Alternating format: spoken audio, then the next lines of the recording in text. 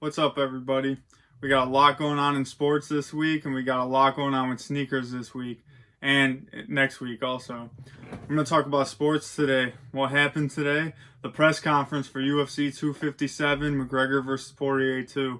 I'm so excited for this fight. I'm a huge Conor McGregor fan, as many people are. I'm a huge Dustin Poirier fan also. By the way he fights and what he does inside and outside the octagon. Same with McGregor also. But the press conference happened today. It was nice to see a press conference, a UFC press conference again. There were some people in attendance there. There's going to be fans in attendance at this UFC 257 in Abu Dhabi. But hopefully things keep getting better and better and things open up more and we can start getting fans back in all sports. So UFC 257, the NFL playoffs going on this week. So I'm going to break it down and we're going to go through these two things. NFL playoffs. NFL playoffs are here. The championship games are set. Patrick Mahomes is looking like he's going to play. He practiced yesterday, practiced today. So I'm not entirely sure if the Chiefs are rushing him into this. Obviously, they're doing their concussion protocols and whatnot, making sure he's okay to play. But I still feel like it's a little bit rushed. So we got the Chiefs and the Bills. And then to start the day, we have the Bucs and the Packers. Bucs and the Packers, you already know who I'm going for. I'm going for the Bucs. Tom Brady, going to get it done. All the weapons on that team. Aaron Rodgers is playing amazing. But I think it's going to be a shootout. I think Tom Brady gets the better of that shootout. Bucs defense has been stepping up a lot lately. And yeah, I'm going to go Bucs on that one. Next game on the day is Bills and Chiefs. Like I said, Patrick Mahomes cleared to play. Bills, I think, are being overlooked. I'm going to go Bills on this one. Mainly because I think the Chiefs are trying to get Patrick Mahomes to play in that game. Why would you not? It's a championship game. You can go to the Super Bowl, then he gets his 2 weeks rest, and he's fresh for the Super Bowl. But I think they're rushing him a little bit too much for this championship game. I mean, he is a big part of their offense, their entire game plan. But their backup, Henny, he could probably get the job done. I mean, if you wanted to save Mahomes and try to get by him and play him for maybe the first half and see how it goes and then put Mahomes in later in the game if you absolutely need him, I think that'd be a better game plan call. But they are going against the Bills. I think the Bills are overlooked, but I don't think that the Chiefs are overlooking them because they're trying to start Patrick Mahomes. They know they can't just go in with a backup. They're not saying it's just the Bills. The Bills made it there for a reason. The Bills have been playing great. Josh Allen, Stephon Diggs, the team has been playing great. But I am a fan of underdogs. I am a fan of upsets. If you can't tell, I was rooting for the Cleveland Browns before. And I'm not a Browns fan. But I think the Bills win that game. And I think it's going to be Bills and Bucs. I wouldn't be surprised, though, if it is Chiefs and Bucs. That's the Super Bowl that I honestly want to see. But I think it's going to be Bills and Bucs for the injury purposes and whatnot. And then this weekend also is UFC 257. UFC 257, all UFC cards are great to me. But I'm going to talk about fights that stand out to people who may not pay full attention to UFC and MMA like I do. So obviously the co-main event and the main event, huge fights in the lightweight division. Michael Chandler against Dan Hooker in the co-main event. Michael Chandler making his UFC debut.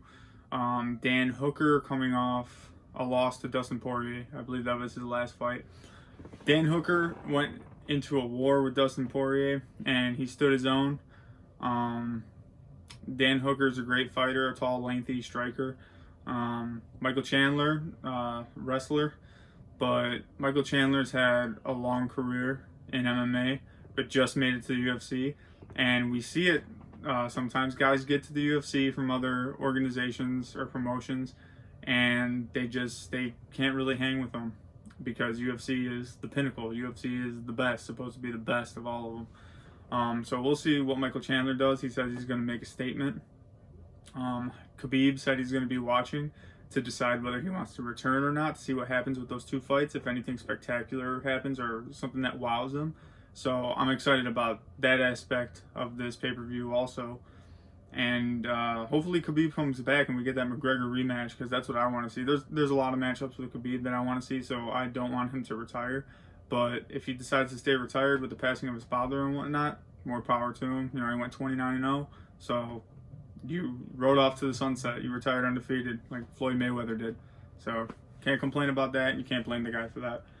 But I do see Dan Hooker winning this fight. I don't see Michael Chandler getting past Dan Hooker. I'm not saying Michael Chandler can't win a fight in the UFC. He definitely can against top-ranked opponents, top 10. But I just see Dan Hooker winning.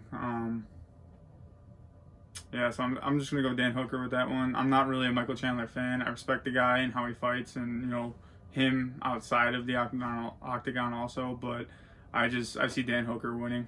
And then the main event, McGregor versus Poirier 2. McGregor knocked Dustin Poirier out in a minute and a half 5 or 6 years ago in their first match. That was at a different division. That was at the featherweight division. Now they moved up. They're at the lightweight division, both of them. Both of them look great. McGregor obviously looked great in the featherweight division. Dustin Poirier, he looked good, but once he came up to lightweight, that's where he shined. Dustin Poirier looked amazing at lightweight. He lost to Khabib, but like I said, Khabib went 29-0, so everybody who faced Khabib lost to him. Dustin Poirier has been through wars. He's been through the best. He beat Justin Gaethje, beat Dan Hooker in a war, like I just talked about, Eddie Alvarez. He's been in wars. He's been battle-tested for sure, and you know what that man's capable of. He can go 5 rounds. He can keep dishing it. He can take it also. I mean, he did not take any light shots from Justin Gaethje in that fight or whatnot, or Dan Hooker. McGregor in the lightweight division, not that many fights, but McGregor looks good at all divisions that he goes to when he's fully committed, which if you watch his interviews and whatnot, he is fully committed. He's fully committed to the 155-pound division more specifically now.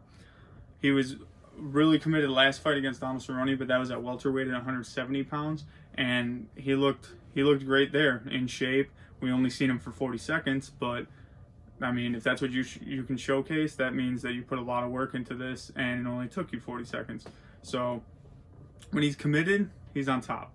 He said he's committed to the 155-pound division right now, the most stacked division, most exciting division, in my opinion, in the UFC, the lightweight division. And I hope he sticks to that. I said he wants to fight, 7 times in 14 months, 8 times in 14 months like he did in the featherweight division. So I hope he does that. I love seeing McGregor active, not just because I'm a fan, just because I like to see somebody who talks about commitment and working hard towards it and staying active all the time and showing up, not pulling out of fights. I like to see somebody stay active and fight that many times and be active. I think it puts a lot more oomph behind their word, and you go out there, you say what you're going to do, like he says, and you go out and do it. It's that simple, and he does exactly that.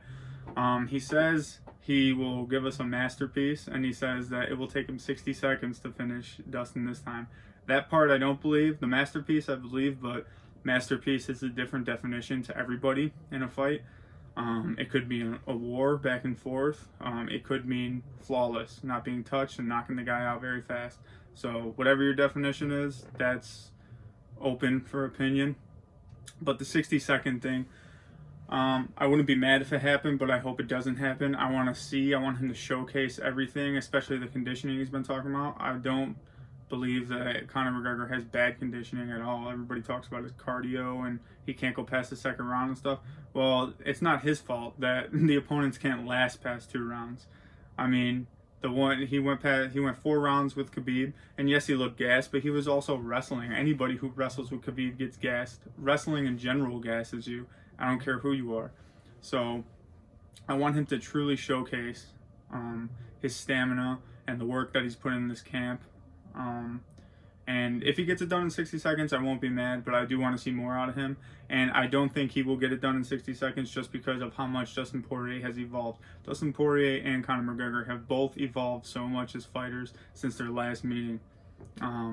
There's no bad blood. I like this new side, if you will, of McGregor and his fights and the build-up to his fights and whatnot, because when there's no drama, no bad side or whatnot, it's more of a experienced, well-rounded fighter no bad blood, but you know they're both going to come to kill in there. And that's the scary part. It's like the silent assassin. He doesn't have to be loudmouth and talk anymore. He could bring up stuff about you and try to get under your skin and whatnot, but he doesn't need any of that because of how hard he's working.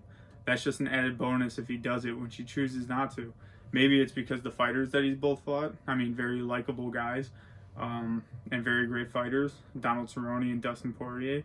So maybe if he gets somebody that gets under his skin or he wants to talk shit to, maybe that'll happen, but I don't see it happening anymore with McGregor because I think he's evolved again past that, and he's more mature, more wise, more calm, more deadly, more lethal fighter than ever. So we will see Saturday or Sunday. Whatever the time is, I'm not exactly sure because they're in Abu Dhabi, so the times get thrown off here. Pretty weird. But I think McGregor wins this one, just not in 60 seconds. I do think he will finish Dustin, but I think maybe I'll go third round because everybody says McGregor can't get past the second round, so I think they'll have a great fight, back and forth through the first 2 rounds, and the third round, he'll silence all that like it's past the second round, and I still finished him. And it's no slouch. It's Dustin Poirier at lightweight. Like I said, he's come a long way. He's improved so much.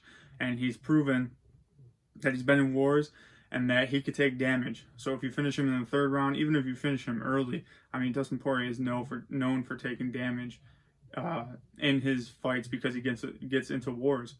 So if you finish him, then that's saying something about your power also. McGregor, we all know, has power, but I would like to see this go second or third round. I'd like to see it go, a little bit of back and forth. I wouldn't like to see a 60-second. I wouldn't be mad at it, but I would not like to see a 60-second. Just the Donald Cerrone fight, I was really hyped for last year in January of 2020, and that only lasted 40 seconds. I was so happy that he won and he got the finish, but I was sitting there like, that's it? I waited all this time in the main event up late at night and 40 seconds? I mean, okay. Excited, but yeah, I wanted to see more. I wanted to see him showcase more, especially not being in the octagon and active for a while. So, but other than that, that is what we have going on for sports. So thank you guys for tuning in. The editing is coming. The laptop's still coming. I'm probably going to say this every video. I'm going to make another video about sneakers. I'll talk about sneakers because we got a lot going on in sneakers also. We got drops. We got release dates pushed back. A lot of stuff going on. So stay tuned for the next video, and thank you guys for tuning in. Have a great day.